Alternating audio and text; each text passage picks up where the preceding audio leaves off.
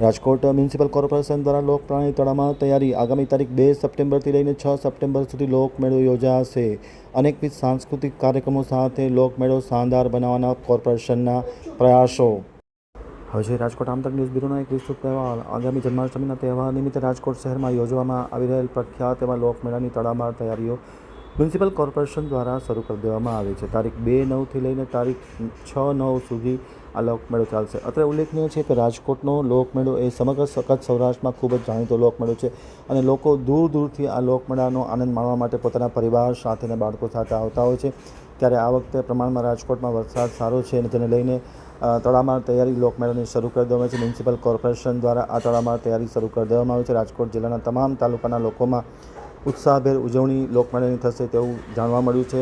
વહીવટીતંત્ર દ્વારા પણ વિશેષ ઉદ્ઘાટનની વ્યવસ્થા કરવામાં આવી છે અને આ લોકમેળામાં સાંસ્કૃતિક કાર્યક્રમો પણ યોજાના છે, જેને લઈને કોર્પોરેશન દ્વારા વિશેષ તૈયારી શરૂ કરી દેવામાં આવી છે।